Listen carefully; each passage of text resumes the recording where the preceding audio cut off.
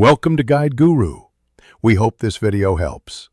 You should sign into Spotify and YouTube now so both are ready. Once done, pick where each will play. App versus browser gives independent controls and reduces conflicts. Make sure your OS shows multiple outputs in sound settings so you can route audio separately. Then open the volume mixer to control per app levels.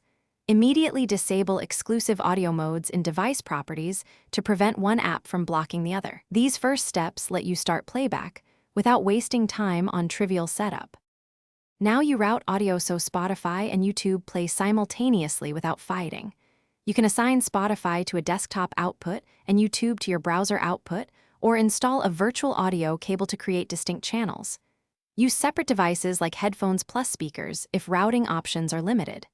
Make sure both outputs use the same sample rate, which reduces noticeable delay. 44. 1 kHz is common. Once routed, test short clips on each source and tweak crossfade or buffering to keep transitions. Finally, begin playback on both platforms and balance levels in the volume mixer so one doesn't overpower the other. You'll want to control playback with keyboard keys or a small controller app for quick pauses. If timing feels off, stop both, confirm outputs and sample rates match, then restart the apps. This often clears audio device conflicts.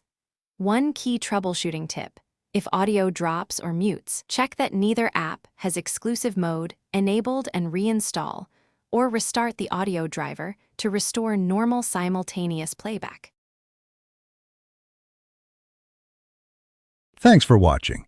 Consider subscribing if we helped you today.